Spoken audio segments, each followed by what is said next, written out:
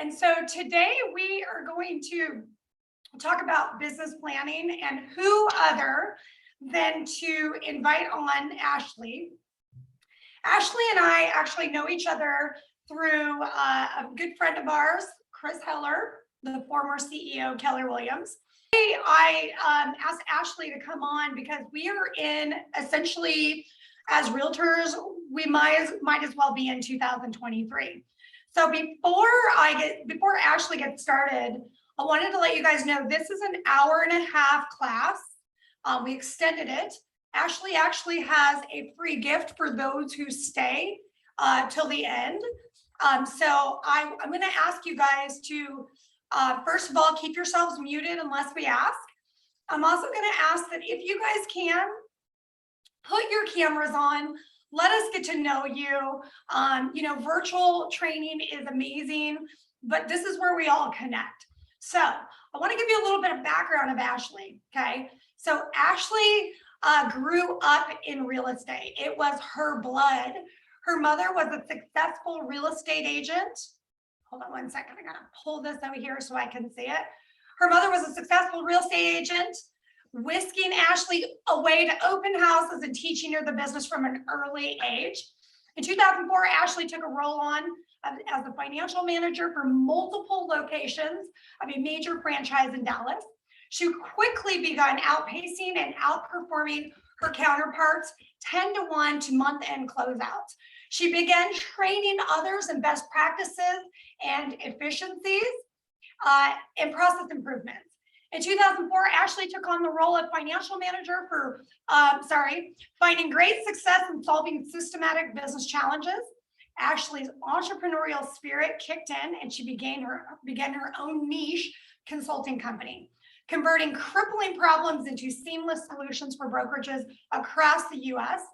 Ashley personally tackled the difficult issues like accounting fraud, major attrition, broken and outdated technology, a lack of functional operational systems.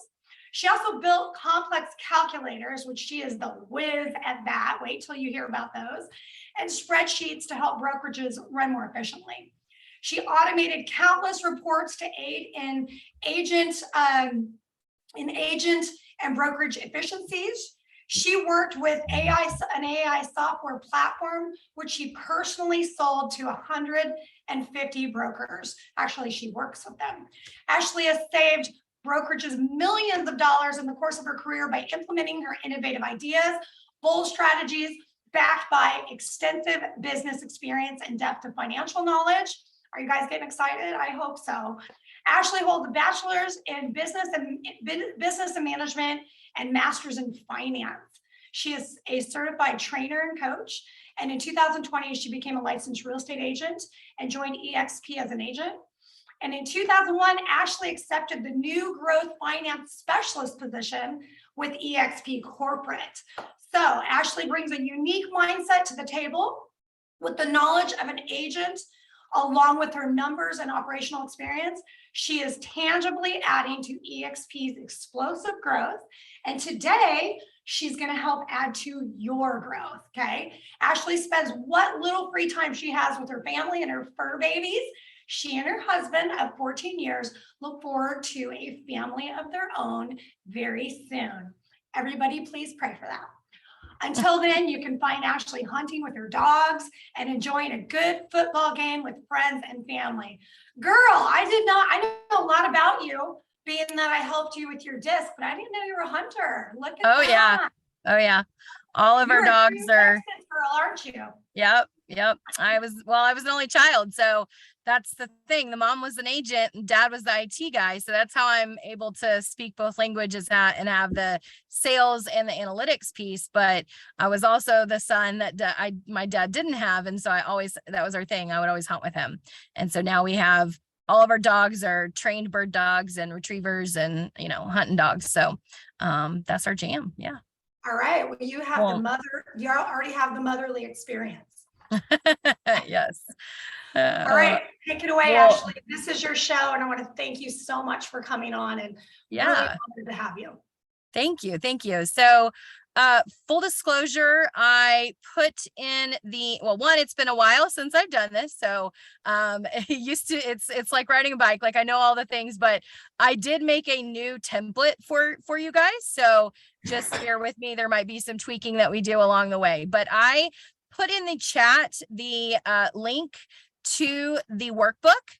So if you guys want to click on that, it's a Google link, it's a Google Sheet, and everyone has view access only. So you will want to download or make a copy into your own Google Drive. Okay. So I want this to be a workshop where you guys are working along with me as I, tell you what each field is for and why that matters and how it's going to affect you and all that. Definitely open that workbook, and that way you guys can see my screen, but also if you're able to, you could work on your own, but then you also, if you would rather do it after, we are recording this, so you can always go back and rewatch it, pause it, and really, really make sure you're doing it right. You're not seeing the link in the chat. Okay. I'm going to put it in there again. It may have been before everybody came in the room. So let's see here, control paste. There we go. Okay.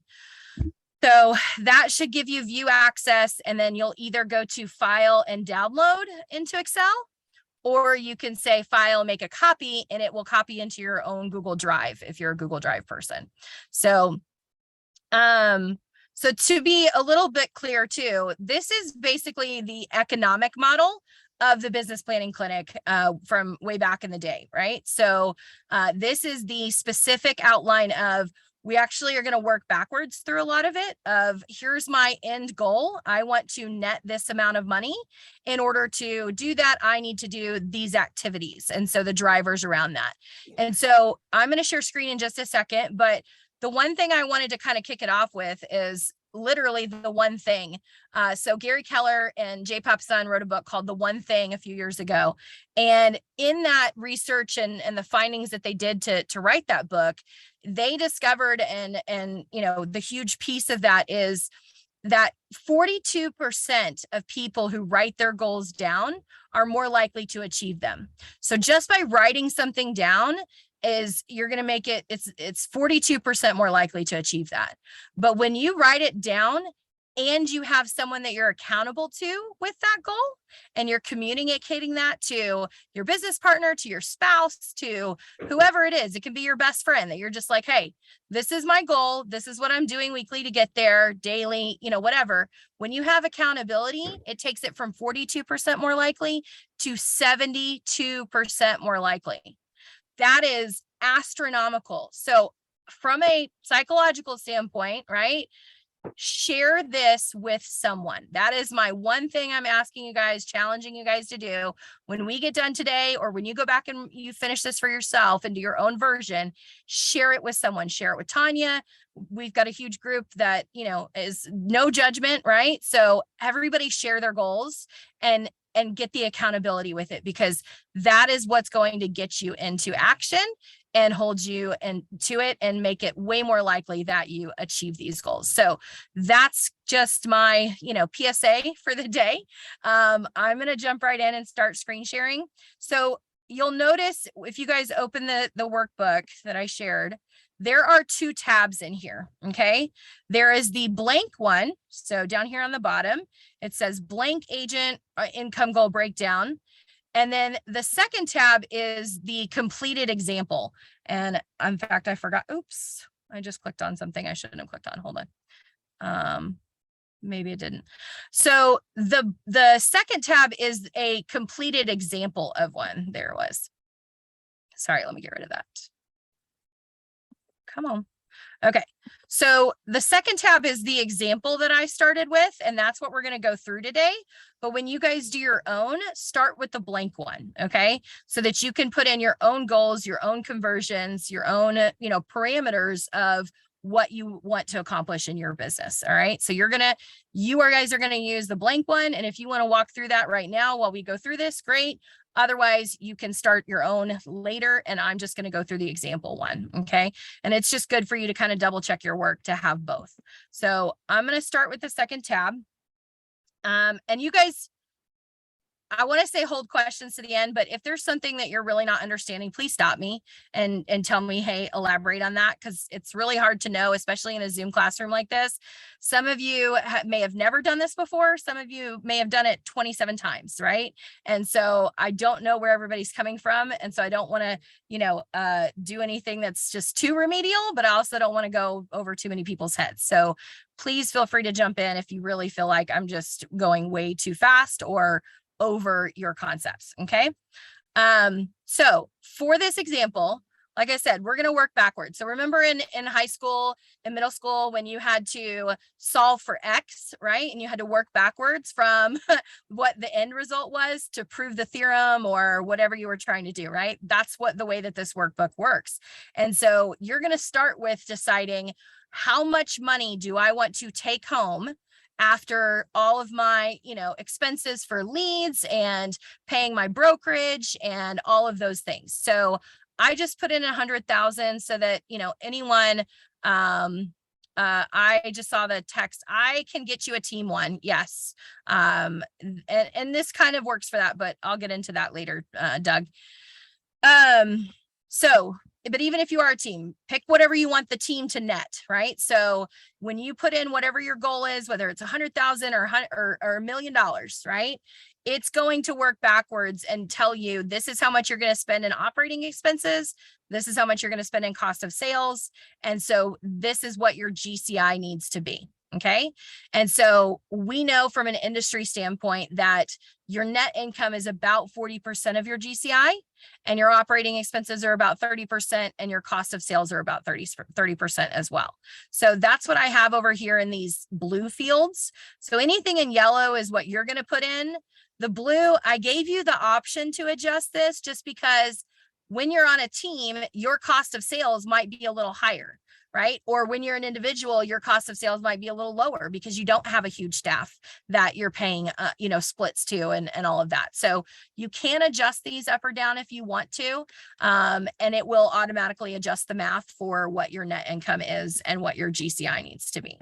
Okay, so this first section, you just want to decide, this is how much I want to net after I pay the brokerage, after I pay for my leads or any team members or anything like that. So I started with $100,000, and then the formula went in and figured out and said, okay, 30% of my gross is 75,000 in operating expenses, and 30% of that is also in my cost of sales. So your cost of sales is referrals, splits, lead gen, what you're paying the broker, things like that. And sorry, I just said that wrong. Lead gen would be in like your operating expenses and stuff.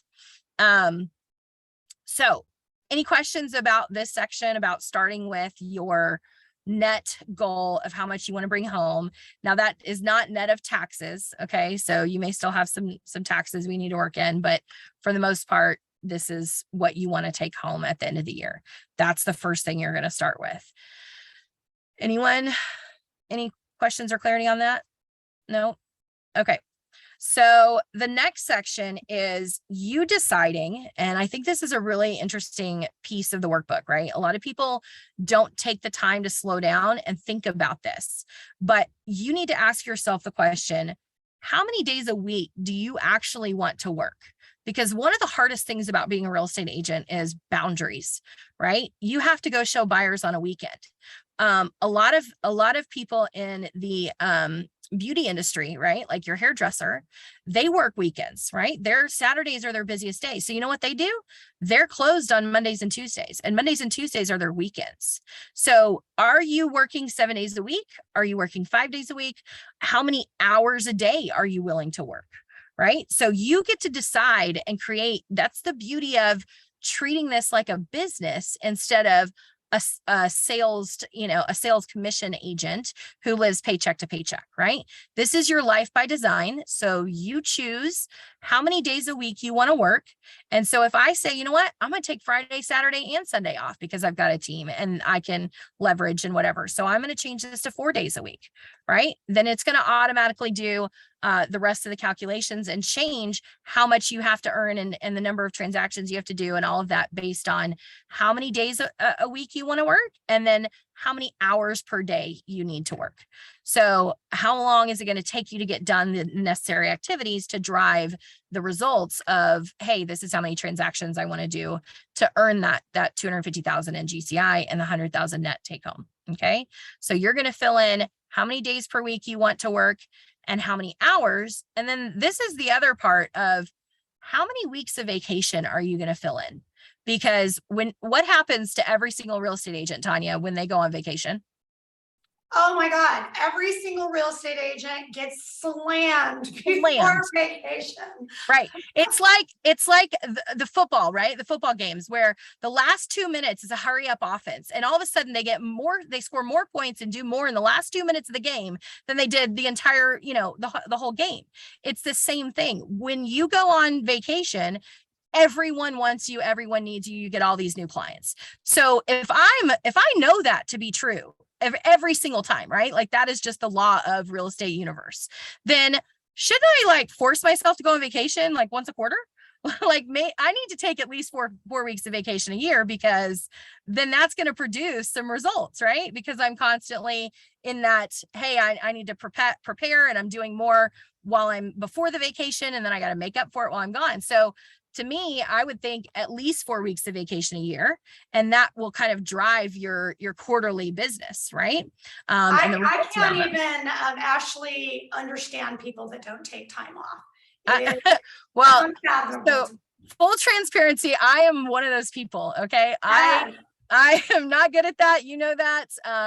I went 8 years one time without taking a vacation, literally 8 years. I would maybe take a day or two here, but I did not purposely take a week-long vacation where I did no work for 8 years. And I regret every one of those years. So it's not worth it. So I highly, highly encourage you, take the time off, build out the vacation time. And so decide how many weeks of vacation are you going to take every year. All right, so the next section is how much time you want to work on your business versus in your business. So Tanya, I'm going to challenge you to talk about this for a second. Explain to them what the difference is between on and in, because I want to hear your version and then I'll tell you mine. So, okay. So on your business is when you are prospecting, you're developing your, actually, let me go backwards. You just put me on the spot. On your business and in your business, okay? So on your business is, in my opinion, is when you're in your business, you're doing the prospecting, and you are developing your strategies. In your business, I believe, is more of the business development, the prospecting, and the ones where you're doing all the busy work, to me, is when you're just in your business. You're doing busy work, busy to be busy, but right. You're not actually prospecting. I don't exactly. know. Yeah.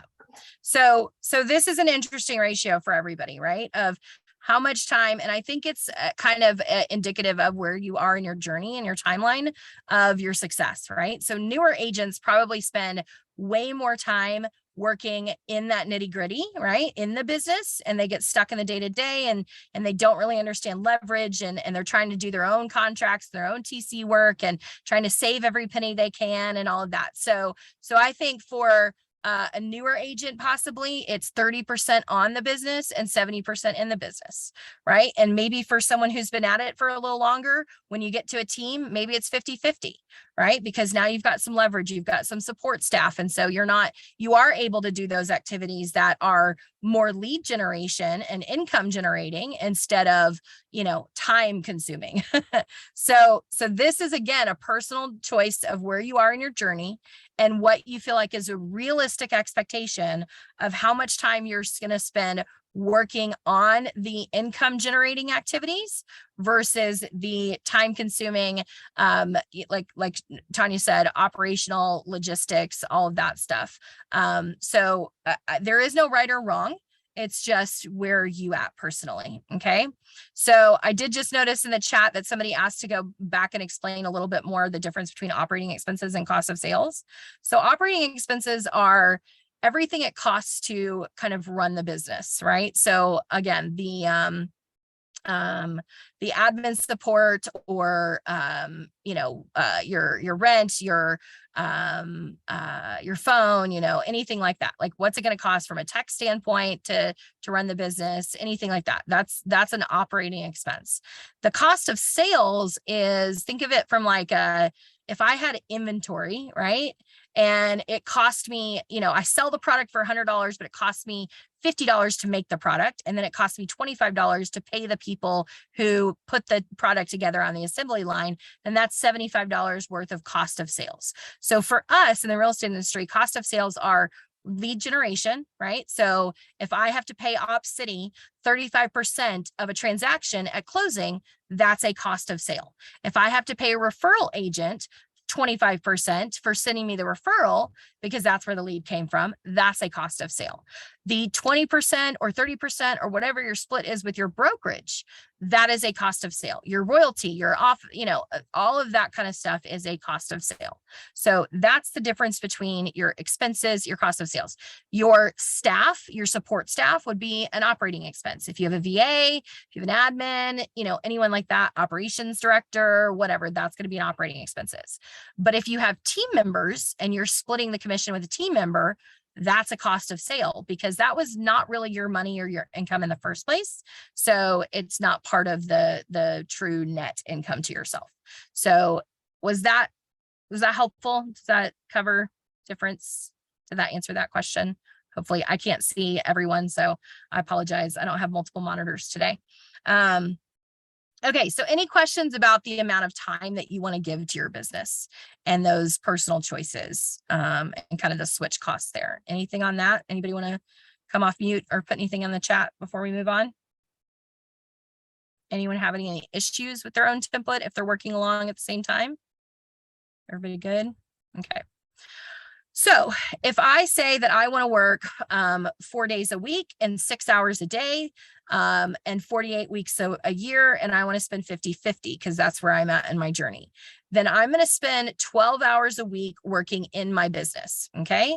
And so I need to focus on what that means as far as lead gen and that kind of thing.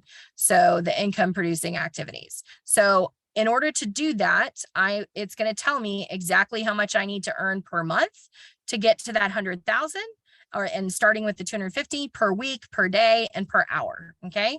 So when you break that down, in order for you to net $100,000 and only be working 24 hours a week, right? 6 hours and 4 days a week, that's a pretty good hourly rate, right? Like, that's not a bad living. Unfortunately for us, it's just that you're not working 40 hours a week at that hourly rate. And so it doesn't always equate to that same kind of full-time salary that you would see if that was truly your hourly wage.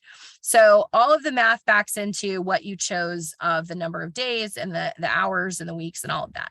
So the next thing that you're going to put in this next little section, how you'll do it, is you have to decide, or you have to know, not decide, because this is just a fact, what your average commission per transaction is. So I actually put a formula in here to just show, hey, if my area, my average sales price is 300,000 and I typically get 2.5%, that's what this default formula is. So if you want to go in and update it and make it a formula, you can change it to 3%, or you can change it to 500,000 or $1 million, or whatever your average sales price is. Or you can just say, hey, I know my numbers and I typically make 10,000 or 15,000. It doesn't have to stay a formula. So you can just plug in what your average commission is and your gross commission on this. So the 3% or whatever you're getting of the sales price there. Okay. And so when you put that in, then it's going to tell you exactly how many units you have to close for the year in order to net your goal. So now Ashley, you have can I add something really quick there? So we have a lot of new agents that haven't sold anything yet. Okay. And you're probably wondering where to find your average sales price. You guys can go on your Board of Realtors page, or you can even Google what's the average sales price for this zip code in my area. Yeah. In my area. Mm-hmm. Yep. You can Google that and just say average sales price for Dallas, Texas, or Las Vegas, or whatever city. And it can be the tiniest city you can put, or you can put your state even, and you can get a sales price for the state if you're in a tiny state. So yeah, you can use other people's average sale price if you don't really have one yet. Okay. So if I want to net $100,000 at the end of the year, I have to gross 250,000. And based on the number of hours that I want to work and the days that I'm committing to working in my business, right? Then I have to do 33 transactions at $7,500 each on an average commission. Okay. So now I know, and this is the whole thing. This is the whole reason for doing this is there's a very different level of motivation psychologically in an arbitrary goal versus a tangible goal, right? When you say arbitrarily, I'm going to make $100,000 this year, and you don't have a specific breakdown of how you're going to get there, you're never going to get there because your brain can't process the steps to take.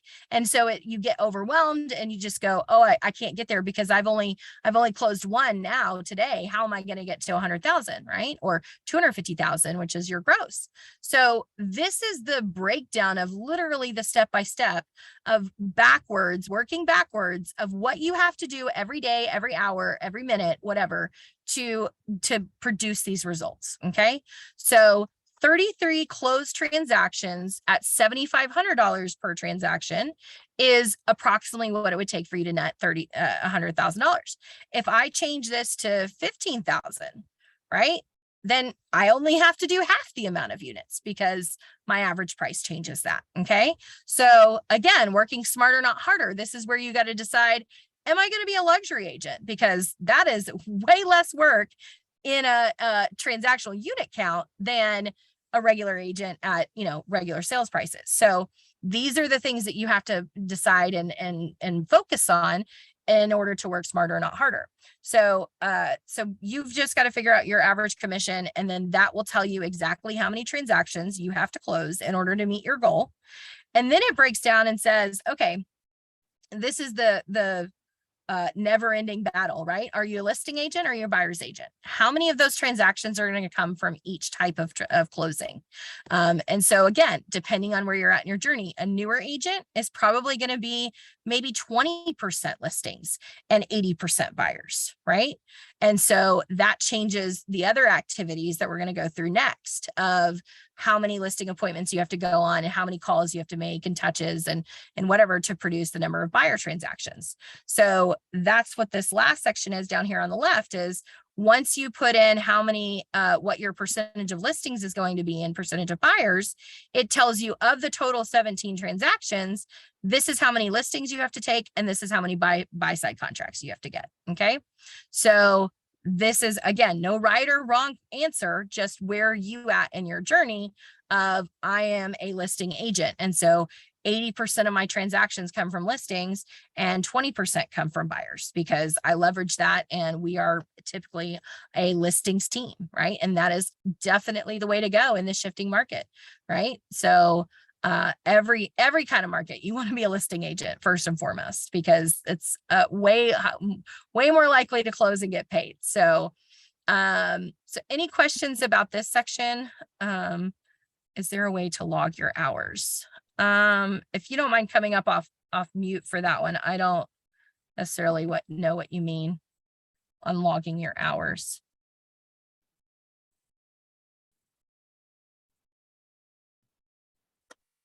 While we're waiting, just so you know, when she's talking about everybody should be a listing agent, I just want to encourage you guys, just because you are a new agent does not mean that you can't go after listings. Okay. 100%. Many new agents think that they can only go after buyers. If you want to be a listing agent, I have all the training for you guys to be a listing agent. Why not start where you're going to be successful? When the buyers come, the buyers come. You get to control your income and your time as a listing agent. And as a new agent, anybody can do it. Agreed. What do people say? Fake it till you make it, right? Just because you haven't taken on a new listing doesn't mean that your listing clients that you're sitting in front of know that. So use your other people in your market, use your team members. Say, we have a collective, 30 years in the real estate experience, right? Doesn't mean it has to be your specific 30 years. Okay. The percent of listings and buyer calls. So you have to add up to 100%. Theoretically, yes, you should add up to 100% here. But I think that was a different question to meet your hourly goals. there a way to log your hours to meet your hour goals? I still am not completely understanding that. Like, are you meaning a literal log of your time on a day-to-day basis? Or do you just mean, okay, there are tons of ways that you can keep track of time. I think it's Timekeeper. QuickBooks has a function around that. Monday.com, I think, Time Doctor. Time Doctor. Yep. Time Doctor's a good one. There's tons of apps out there for you to track. Hey, I spent this many hours on calls today. I am a big just Google person. And so I time block everything in my calendar. That's an entire other class that if you have not taken a time blocking class, highly, highly recommend that. Because there is, especially with today's world, it's so easy to get distracted. And so I ride or die by my calendar. If it is not on my calendar, it's not getting done. So that is the only way my brain can function. And you can text me, and I don't use emails. Like I really don't know the last time I looked at my email account.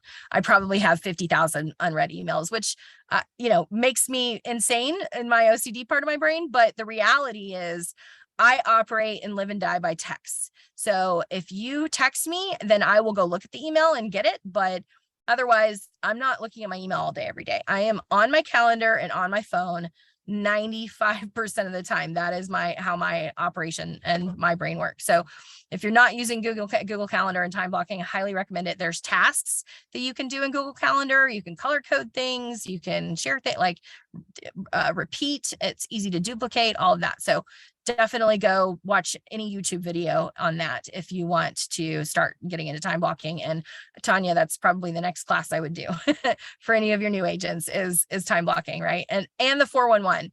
That's an oldie but a goodie is your 411 action plan. I'm just not consistent enough for that. So that's not my jam. Okay, so I think I answered the time logging question, and this is the next piece that we're going to get into of what that time needs to be so you can create the time block. Okay, so any questions of the breakdown of where the transactions are coming from, listings and buy sides, and the number of units, or anything else on this side of the worksheet? Nope. Everybody good? All right. So we're going to go back up to the top. And now what it's going to get into is it's going to say, actually, I'm going to go back to 50-50 here. Let me just easier math for you. 50. Oops. I should have made that a formula too to automatically make it 100% for you. Oops. Page up. There we go. Okay, so when I changed it to 50-50, out of the 17 transactions I need to produce, it's saying 8 are going to come from listing sides and 8 are going to come from buyer sides. So on the listing set transactions, I have in here 50% right now. We are in a really, really crazy market, right? Everything just went from one extreme to the other. So your market might still be 95% of your listings are selling right now, or you might be stuck in having an expired situation, right? So you have to kind of figure out, again, where is your market? Where are your listings at? And what do you think is a reasonable expectation for 2023 of what your listings are going to do? So if I am only selling, let's just say it's 75% of my listings will sell because my sellers are not wanting to compensate for the shift and they aren't coming down on their price, or I just don't have any buyers right now. And, the listing's sitting. And so it may not sell, and I might lose that listing and they might go with another agent because it's expired and I didn't get it sold. So you're going to have to decide what that realistic expectation is of how many listings that you take are actually going to sell. So if you need 8 listings to produce the 100,000 net goal, right? And 75% of your listings sell, well, then you need to take 11 listings in the whole year. Okay. So that's allowing for the 3 in the whole year that are not going to sell because maybe they're overpriced, or there's funding issues, or for whatever reason, the deal doesn't happen. Okay. So if you need to take 11 new listings, then you need to know how many listing appointments that you go on, do you actually get the listing? So again, for new agents, you may not have this. And so maybe you go lower, right? You go, hey, I'm only going to get 40% of the new listing appointments that I go on. Right. So again, we're working backwards in that I have to figure out exactly how many listing presentations I need to do in order to produce the number of transactions I need. So I am going to end with 8 listings, but that means I have to take 11. And that means that I'm going to have to do about 28 listing appointments if I'm only getting 40% of the appointments that I go on to sign a listing agreement with me, right? So again, no right or wrong answer here, just where are you at in your journey and how good are your conversion rates? And so that's kind of the next piece of your growing the business, right? Once you've identified what your current conversion rates are, that's how you go challenge yourself next year is how do I go from 40% to 50%? What do I need to do to make my listing appointment stronger in my presentation? Or what's my value proposition? And that's the next goal that you've got to set of what am I bringing to the table to make people choose to list with me? And that's a lot of knowing your resources at your brokerage, right? How can you get their listing seen more and more visible than other brokerages? And you've got to do more research around that. So I would say challenge yourself to year over year, increase those conversion rates, because again, that's going to produce bigger, better results and working smarter, not harder. So if let's just say I'm a new agent and I get 50% of the listings the appointments that I go on, then I need to do 22 appointments to produce the 11 new listings, right? Which 75% of those will sell. So that will give me the 8 listing sites that I need. So if I have to do 22 presentation listing appointments through the whole year, then that's 2 listings per month because I'm only working 11 months instead of 12 months, right? Because I'm taking the 4 weeks of vacation. So everything we've done from start to here all the way throughout is in the math here. Okay. And so 2 listing presentations per month. And I don't know why this says 0. I think it's a rounding thing. I'll have to fix that. But basically you're going to do, half of one a week, right? Which is not realistic, but make the goal 1 listing presentation a week. And then you're going to do even better than the goal, right? So this is just a rounding thing that should say 0.5. I can fix that. And so this tells you how many presentations per day, right? Which again, no one's going to do 0.12 of an appointment, but you get the idea of where you're going to spend your time and how to focus and get the 8 transactions by the end of the year. So any questions about the listing conversion or the number of appointments or anything like that to produce those listing units? And I missed a chat thing too. Let me see. On listing appointments, how do you count a 2-step appointment? So I think a 2-step appointment is still 1 appointment, right? It's still 1 listing. So to me, that's just 1 presentation basically, because it's still 1 house. Now, if you get lucky and they're like, oh, I want to sell my mom's house or I have this other property, then you can count that 1 twice. Wouldn't you agree, Tanya? Yes, absolutely. Okay. All right. So now we're going to figure out what the buy side looks like. So if I did 50-50. So 8 transactions are coming from listings and 8 transactions are coming from buy sides. And so this one is a little bit trickier. In fact, I'm going to read this backwards because it's just, it literally doesn't make sense to do it forward. So if you notice on the verbiage here, it says, we're going to come down here and start at the bottom. My dials, so the number of calls I make to the people that I talk to ratio is the driver for how many people I spoke to versus how many people set an appointment with me. And then how many people set an appointment with me to how many people actually showed up to that appointment. How many people that I met with did I actually get to sign a buyer's rep agreement with? And then how many buyer's rep agreements turned into written, contracts, submitted written contracts. And then of the written, how many get accepted and actually close? So that's a lot of ratios on this side, right? Because there's way more involved on the buy side than there is on the listing side. So I'm going to work backwards here and go, okay, of the number of phone calls I make on a daily basis, how many people do I actually get to answer the phone? How many people text me back? How many people call me back from the voicemail that I left? So how many dials to people picking up the phone, that's what needs to go in this last box in this section here. So in my mind, in my experience, it's not that many.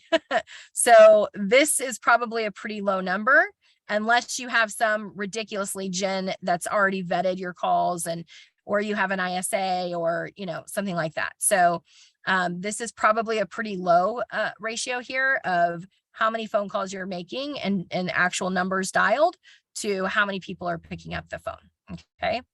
The next one is, of the people that pick up the phone, how many people actually set an appointment with you to discuss further what their needs are as a buyer. Okay.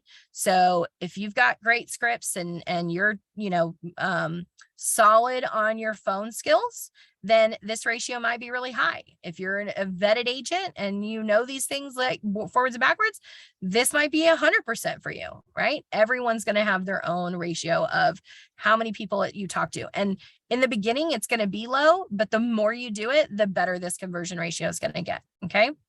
The next one is, what do you think your because people can tell you they'll meet with you all day long, right? Tanya, how many Starbucks meetings or whatever have you showed up to and they don't show up, or they keep canceling? They and don't show rescheduling? up, and those are the people that make me crazy. They don't have the courage to reject you. Right. So just so you know, you guys, rejection actually makes you money. So when you get a no, at least you know. Now you get to move on to the next one. Right. Quit wasting your time and not believing them. Right. So it's like the boyfriend that keeps saying, oh, I'll go meet your parents. I'll go meet he's never going to go meet your parents. Right. That's not happening. Okay. Let that dream go, honey. Okay. Like, we're not, that's not the reality we're living in. So this again could be very low to begin with. You'll start to learn as you're talking to people when they're more serious, and you'll ask better questions to vet them on the front end. Right. So that will help you get a better set to met ratio of they actually made the appointment and showed up to the appointment. Okay. My met to signed ratio. I think this is probably pretty high for most people, right? Your vibe attracts your tribe. So if they got this far with you and they spoke to you on the phone and they came to the appointment, then more than likely they will probably sign with you, right? Because you've already spent time with them. They already kind of know who you are. You already kind of know who they are. And so more than likely, I think that's a higher ratio for most people. Okay. Now, how many people signed and committed to buy a house with you, and then you got a buyer's rep agreement, versus how many of them actually get pre-approved and actually find a home that they want to write an offer on, is getting more and more difficult, right? Because the funding and rates are going up. And so this is a harder thing than it was 6 months ago, 3 months ago, even, right? So this is something that might evolve a lot, and you might have to come back to this multiple times. I think it would be really good for everybody to come back quarterly and reevaluate and adjust, right? See where you actually are, and then go, okay, I need to change this one because that's not actually what's happening right now in my market. Okay. The written to close ratio. So this is, hey, we submitted the offer, but did it get accepted, and did it actually make it to funding? Okay. So again, we want this to be really high, but there are no guarantees. And so counting your eggs before they're hatched is not good for anyone. And so I think, again, be very honest and transparent with yourself about what this actual submitted offers and accepted and then closed, because it can be night and day. Okay. So that's the whole process of the buyer side. So that means that if I am at all of these, ratios that I just entered here, then I have to make 413 dials in the whole year to produce 8 transactions. You might have your numbers plugged in and it might say 1,000. That's okay. Now, if you get above like 5,000 dials, that might be a little like unrealistic. You need to go back and look at your ratios and figure out, what's going on there. But I think 400 dials to produce 8 transactions is not unreasonable, right? It seems like that might be a lot, but it's really not. And this is where going back to your database and your METs versus your habits and your sphere and all of that is critical to knowing, can you really accomplish 400 dials in a whole year, right? Because if you don't have the database to begin with, then You got to go find those people, and you got to move them from your haven't mets to your mets, right? Ashley, can I add something to this? Yeah, And I'd like absolutely. to find out if you see this number is accurate as well. So I don't want you guys to get really overwhelmed with this. Just so you know, a lot of successful agents out there don't really know their numbers, right? And a lot of times they're in such a scarcity mindset. This gets you laser focused. But there's a number out there that if you want to sell 12, and Ashley, tell me what you think. If you want to sell 12 homes a year, you need to have 1,200 contacts. Okay, that sounds like a lot, but if you break that down monthly, that's 100 contacts, which means that's only 25 contacts a week, you guys. If you want to sell 24 homes, it's 2,400 contacts, which means it's 200 contacts a month, which means it's only 50 contacts a week. And you don't have to get on the phones. You should be on the phones. Many of you haven't picked up the phones, and you should. But what Ashley's saying here, it's having conversations, because conversations lead to cash. You could be at Starbucks giving your card out. You could be doing networking. I'm going to let Ashley add to that. So I just updated this, and I am putting it in caps because I accidentally hit the wrong button, but I think it's actually perfect to do it that way. So do you guys realize how lucky we are to be in real estate in this time right now? Because used to, the only way to have the conversations was to do them in person or to pick up the phone. You either knocked on the door, introduced yourself to strangers at the mall or at the grocery store, or you had to pick up the phone and dial. Now you get to sit behind this computer all day, every day, and hit people up on social media, slide into those DMs, buy the lists, right? Whatever it is, that counts as a conversation. Now, liking is not, that does not count as a conversation. Okay. You can't just go like a bunch of people's posts. That does not count. All right. But if you go into and comment on someone's, post, ask them a question, get them into conversation, and they're posting back, or you DM them and say, instead of just posting the comment on the photo, go send them a private message as the start of the conversation, and then start asking for, hey, how's it going in your business? Can I support you? Do you have any real estate needs? Do you know anyone? Right? Those are conversations. That counts. It is 1,000 times easier to accomplish these conversations now than it ever has been historically in any industry, let alone real estate, right? So take advantage of that. I think that is crucial. And it's amazing to me that what we also know historically is that, and I'm a math person, I don't believe in the 80-20 rule anymore. I believe in the 95-5, right? Like it was 90-10 for a while, but I'm really at a solid 95-5 at this point. And so 95% of people are not going to do these actions. And yet it's easier now than it ever has been before. So that's the journey and the conversation that you have to have with yourself and get really real about how serious and how legit am I treating this like a business to produce the results that I want out of it. So, all right. I see a couple things in the chat. Let me check that real quick. Hold on. 50% rejection, but can move on to the next. I love that. It's double that. Hold on. It's double that in this changing market with changing interest rates. So allow more time to be making those calls. Agreed. Hold on. I just missed the last one. Should settle by next year, but be prepared to have to spend more time on these calls. 100%, right? People don't know what's going to happen, right? Inflation and just the world, right? And so they are scared, more scared now, and people don't know what they don't know. So again, I go back to ask them great questions, make time. Don't just make a phone call, run through your script like you are on fire and just trying to get to the next call, right? So no, this is 413 conversations per year. This is for the whole year. Okay. So that's what we're going to do next, is just break down how many per day you have to have. But make time to actually talk to that person, make them feel like you care about them, ask them questions about how you can help them. And when you start with, how can I help you? Think about when you go to Chick-fil-A versus when you go to Burger King, right? Chick-fil-A starts every single order with, how can I help you? And that feeling is coming from contribution as opposed to, I want something from you. Just give me your order. Right. And that's a totally different energy than how can I help you right now? Right. I got your name. You might be interested in selling. How can I help you accomplish that? How can I help you in that during whatever it is?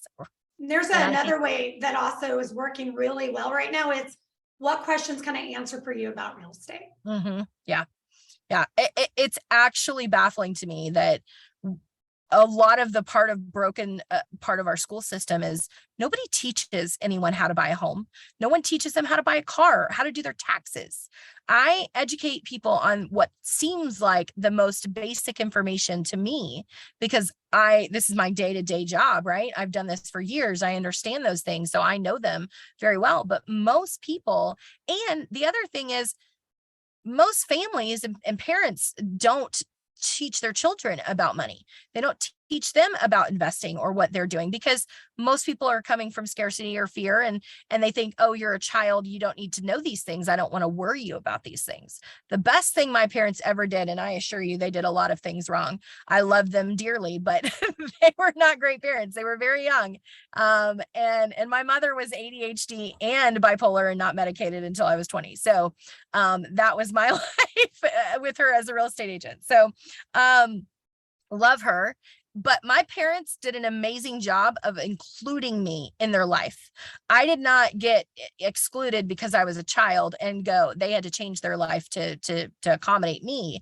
I was at their office. I was part of those conversations at the kitchen table about what are we going to do here? And this is what's going on with my boss. And so I got an education more than most people will ever get because of that.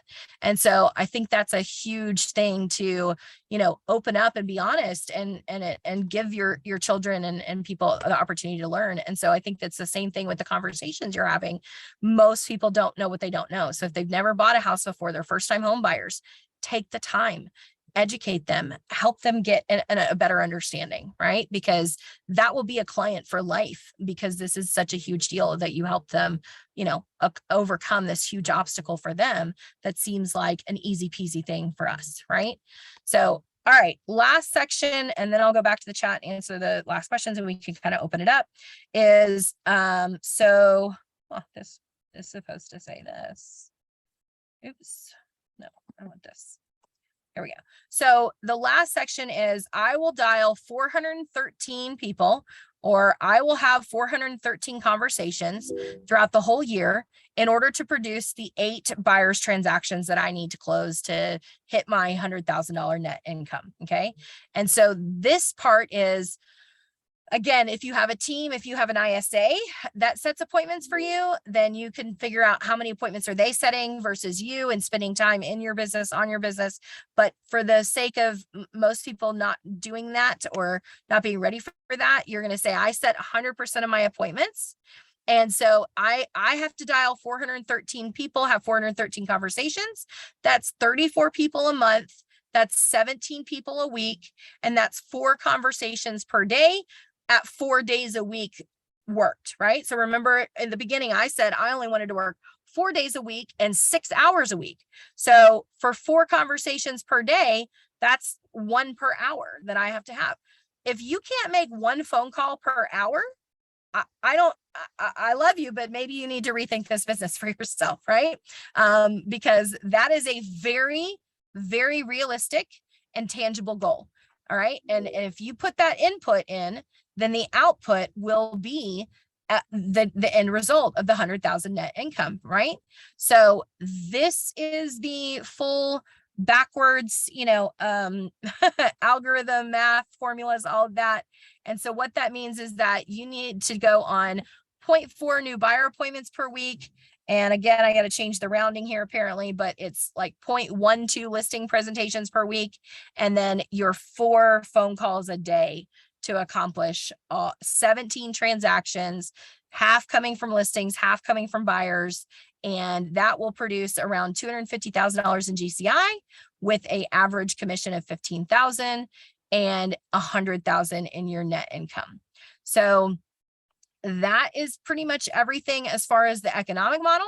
The other thing I was going to suggest, Tanya, maybe there's a follow-up of the lead gen model of how to create and find the 400 conversations, right? If you don't, especially if you don't have the database around, hey, I need 1,200 contacts to produce 12 transactions a year, right? So that could be the next part as well, especially for those new agents. I've got to make this chat bigger. I am only getting like a section of these comments. So every one of you, and when I'm done, I'll do it again. Okay. I will schedule a class for time blocking. I'll schedule a class for lead gen, but in your emails, I've sent you all this. I have curated about 5 to 7 lead generation classes with EXP, and they're like the best of the best from the icon agents. I can take the class, you guys can take the class with me, but I recommend that you watch a couple of these because you're going to see different styles. Some of you are more introverts and you're online. Some of you are more extroverts, and you got to find the style that you're actually going to follow through with, as opposed to one that you're never going to approach. Awesome. So one of the comments was that it didn't make a number for you to dial. It's because the rounding is too low and it's less than 1 a day or one an hour or whatever. So let me do some formatting on the rounding, and then I will make sure that Tanya gets you guys the live workbook link, which will have the updated rounding on that. So, or the answer is just make your goal bigger and then it will round up and it should show up for you. Okay. Charlotte, yes, that's amazing. Absolutely part of your working in your business and on your business is the market research, right? Paying attention to what other people are experiencing, especially for new agents. Watch and learn every day. Set Google notifications for rates, set new Google notifications for stocks, set, all of those things you should be watching and tracking and actively participating and keeping up with the current trends in the market. And then Brad, thank you. I love you that I know I have a couple people from my Wake Up Wednesday group with Peggy in here, and I appreciate you guys coming in. Any other questions? Actually, Mary wants to chat. Okay, cool. Actually, I just want to add something to your presentation. By the way, great. Thank you so much. Mm-hmm. But for all those agents out there, when you guys are setting your goals, set it to where it's going to be scary enough to where you're looking at it and be like, oh my God, I gotta go. I gotta do.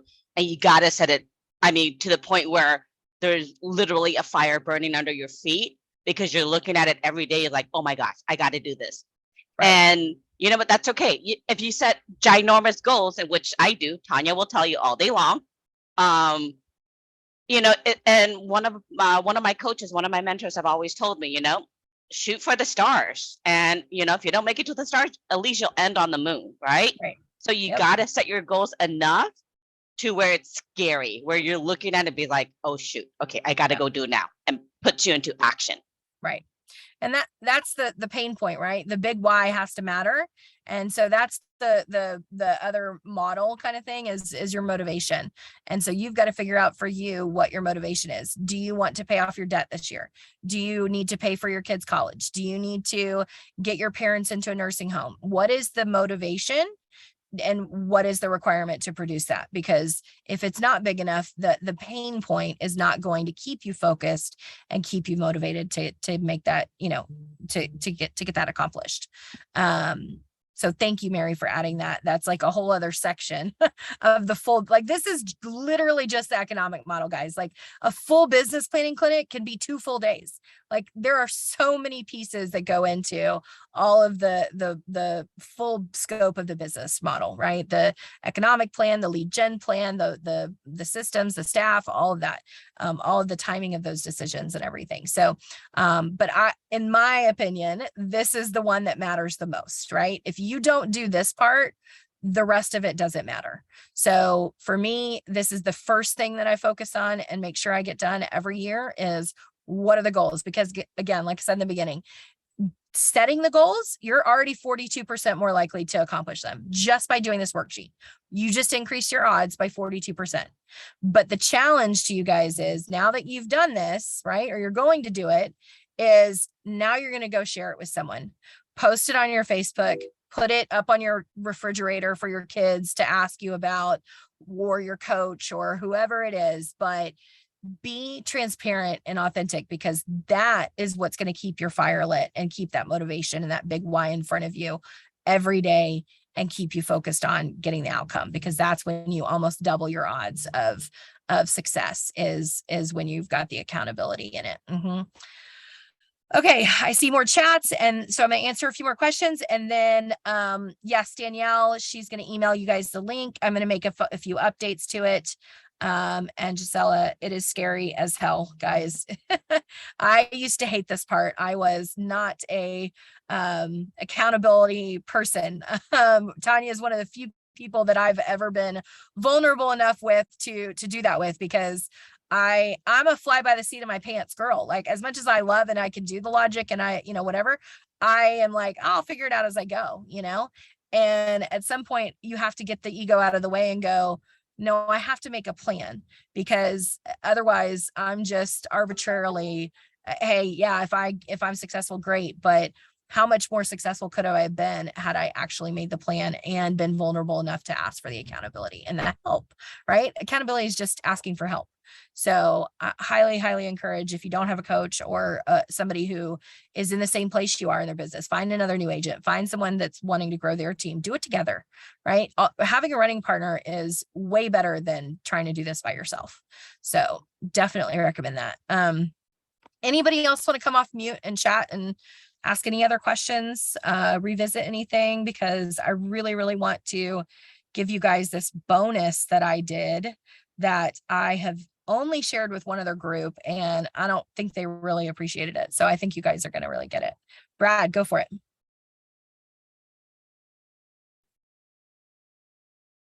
You're on mute. There you go. Thanks very much, Ashley. Like I said, this is fantastic. I've been a realtor just 2 years, coming up on my third year, and I've not had anything like this. Oh, wow. And it's kind of scary. Like, I look back and I'm like, what in the world? What was I doing? I was flying out of my pants. Yeah. And like, I did okay. But this like helps to get super focused on and shows me exactly, okay, I need to make, 2 calls a day or 5 calls a day, right, or whatever it happens to be, whatever I can play around with that and see, well, if I want to double my income, how do I do that? What would that take? And it's like, I wish I would have had this when I was starting.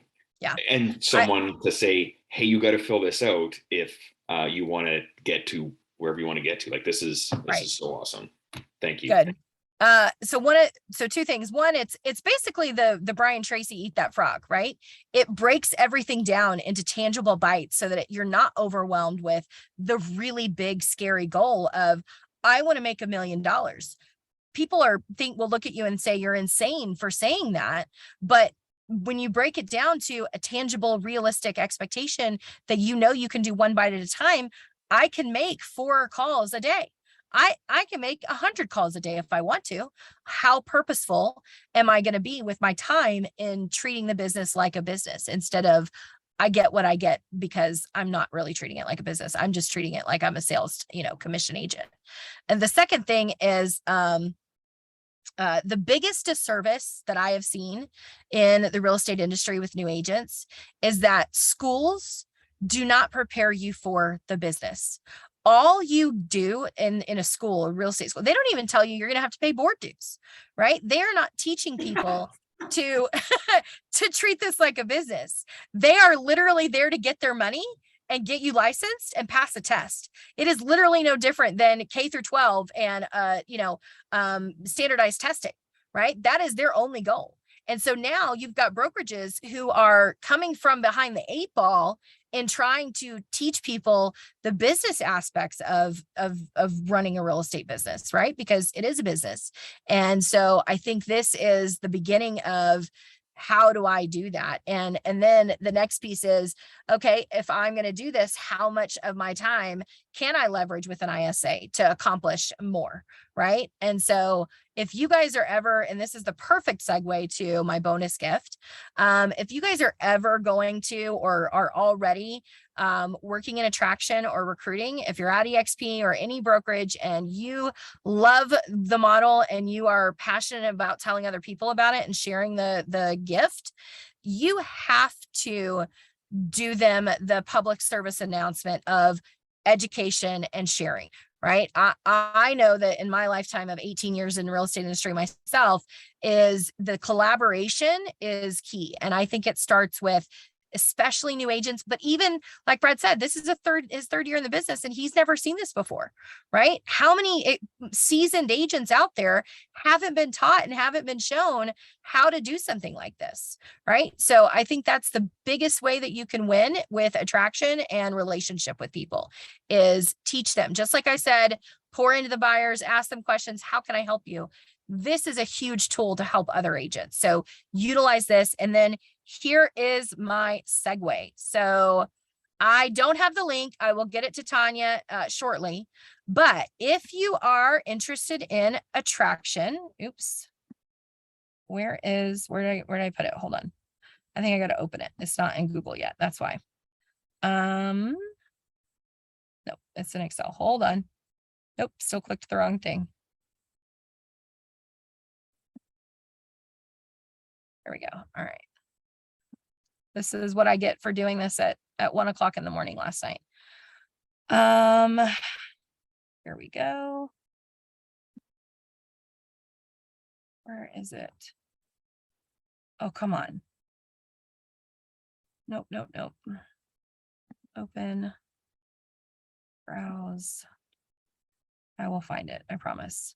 While you're finding that, you want me to do a Yep. little fill in? Yeah, go for it, please. So thank you, Brad, for coming on and mentioning that you haven't seen this. And one thing that they also don't teach you, like Ashley was saying, was time blocking. There's something very simple. And here's your homework, you guys. Of course, go rewatch this, but look at your schedule and block off 9 to 12, 3 hours or a 3-hour stint of time on your calendar at least 4 days a week, okay? Whether it's I start from 9 to 12 or I want to get a workout in and I start from 10 to 1. But if you set aside 3 hours of money time, you are going to focus on money. And then when somebody calls and says, can I have lunch? Can I do this? Do you want to go to the movies? You go down and look at your calendar and it's off limits, okay? And Mike Ferry, when I was training with Mike Ferry, they said, look, if you do your 9 to 12 and after you've done what you got to do and you want to go to lunch in the middle of the day, you want to go for a bike ride, you want to go on a date with your husband or wife, you don't have to feel guilty because you focused on your business production from 9 to 12 every day, okay? Maybe 4 days a week. I'm one of those people too. I don't like to schedule my Fridays all crazy. I like 4 days a week of focus time and leaving Fridays open. But go down in your schedule and write money time, right? 4 days a week. Some of you have other jobs. Maybe you can only do it a couple times throughout the week, like 2-hour stints. Don't do it less than 2 hours, you guys. If you can say 2 to 3 hours, because there's all that time where we get distracted, that's when the magic happens. Is first and foremost, you create boundaries in your schedule and boundaries in your time. And this is where you tell your spouses, you know, your baby's daddy, your mom, your kids, hey, I would love to help you, but from 9 to 12, please don't ask me to do anything. I need you to support me. But after 12 or after 1, if you want me to do something, I will help you with that. But between 9 and 12 or between these hours is when I need to focus. And I love you enough to tell you I need your support on this. Okay, I found it. So I still have to put it in Google Sheets and I'll get you guys a link. But if you are interested in agent attraction at EXP, this is the same exact income goal worksheet breakdown of treating RevShare like a business and setting a goal for how much you would like to make in RevShare. So instead of listings and buyers, and instead of, GCI, it's, I want to make $25,000 in RevShare next year. How much am I willing to commit my time to making calls for recruiting? And how many appointments and how many FLQAs, how many individual agents versus teams and brokerages you're wanting to attract. So if any of you are interested in that, then this is a business income goal for attraction that I built out using the same exact, concepts, but just applying it to recruiting.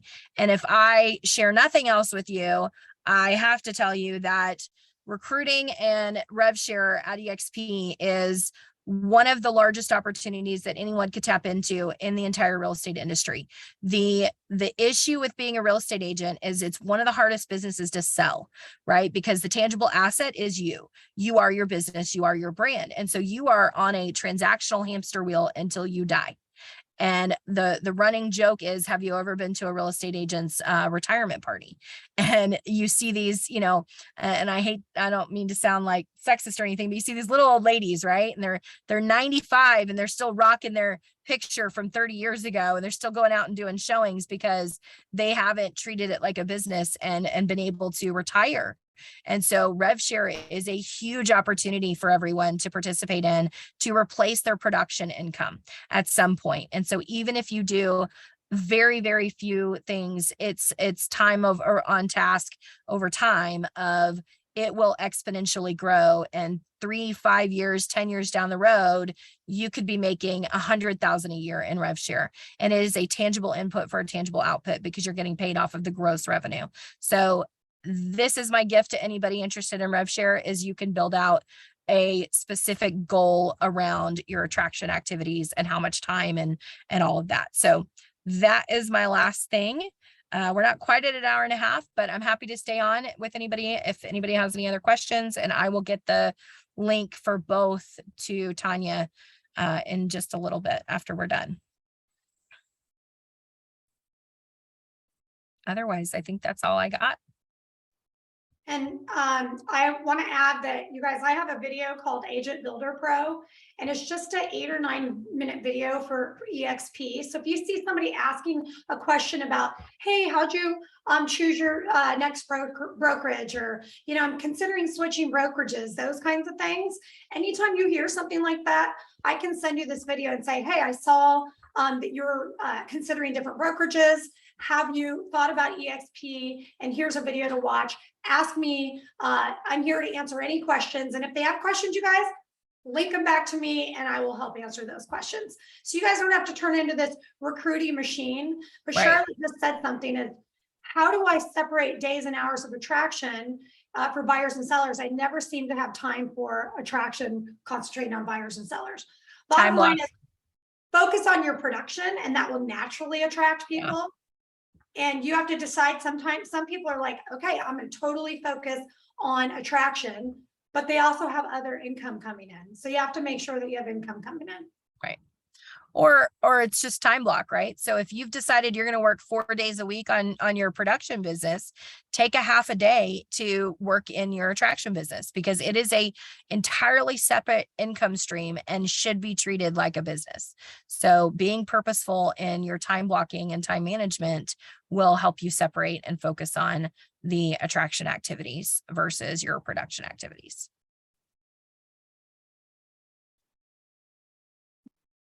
Awesome. Well, I lost my Zoom thing. I was going to stop sharing, but now I can't figure it out. So well, thank you, Ashley. Yeah, thank you guys for having me. So I appreciate everybody. I know it's hard to get uninterrupted time like this, so I hope it was helpful. And you guys, I will put this, I'll email it out to you, and it's also going to be on our Thrive our Thrive YouTube page.